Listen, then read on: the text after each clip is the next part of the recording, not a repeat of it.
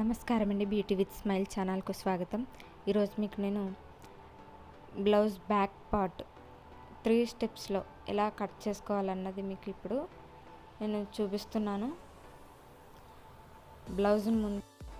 బ్లౌజ్ని ఈ విధంగా సెట్ చేసుకొని మనకి బ్లౌజ్ పీస్ మొత్తం మధ్యలోకి మడత పెట్టకుండా మనకి బ్యాక్ పార్ట్కి ఎంత అయితే సరిపోతుందో చూసుకుని దాన్ని బట్టి 2 మడతల కింద మడత పెట్టుకోవాలి. నేను కొంచెం ఎక్స్ట్రాగా పెట్టుకుంటున్నాను.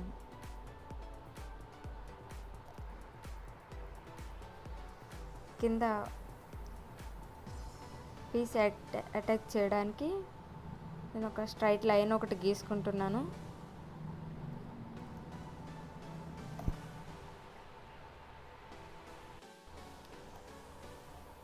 ఇప్పుడు బ్లౌజ్ ఖర్చులు మొత్తం సమానంగా సెట్ చేసుకుని ఎంత పడుతుందన్నది చూసుకోవాలి. ఖర్చుతో సహా నేను మార్క్ చేసుకుంటున్నాను. తర్వాత మనకి ఎంతైతే సరిపడుతుందో అక్కడ ఒకటి మార్క్ వేసుకుంటున్నాను. తర్వాత నడుము ఎంత అన్నది కూడా నేను మార్క్ చేసుకుంటున్నాను. అది కరెక్ట్గా ఒక మార్క్ వేసుకుని ఇంకొక 1/2 ఇంచ్ కూడా మార్క్ చేసుకుంటున్నాను. ఆ 1/2 ఇంచ్ అన్నది మనకి కుట్లోకి వెళ్ళిపోతుంది కాబట్టి ఒక 1/2 ఇంచ్ ఎక్స్ట్రా తీసుకోవాలి మనం. నెక్స్ట్ బ్యాక్ వెనకాల పొడవు షోల్డర్ వరకు చూసుకోవాలి కరెక్ట్గా.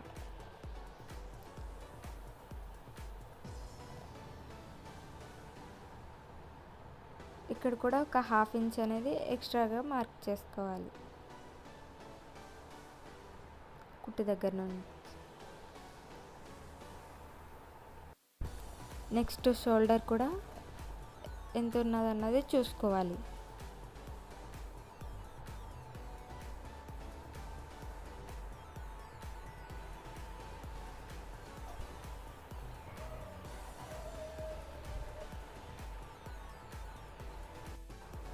ఇప్పుడు హ్యాండ్స్ దగ్గర కూడా చంక భాగం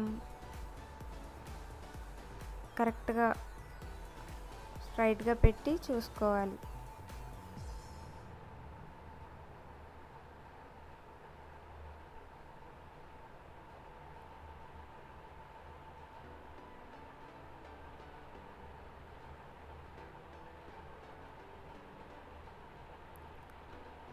అది కరెక్ట్గా రావట్లేదు అనుకుంటే ఈ విధంగా కూడా పెట్టుకోవచ్చు.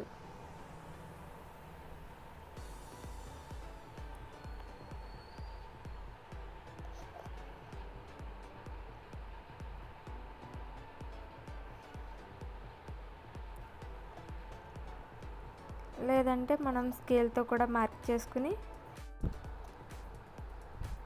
దాన్ని కొంచెం క్రాస్గా తీసుకోవాలి.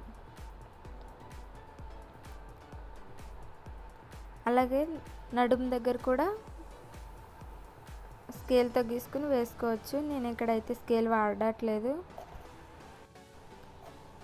డైరెక్ట్గా మార్క్ చేసుకుంటున్నాను నేను.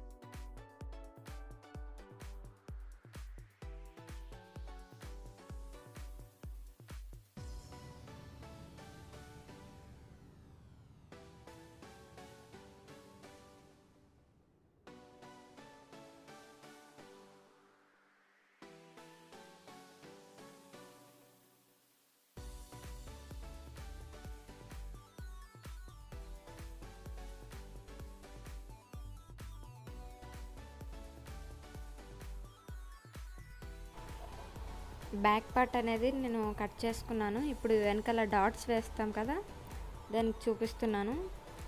షోల్డర్ మధ్యలోకి మనం ఫోల్డ్ చేసుకుని మార్క్ చేసుకోవాలి.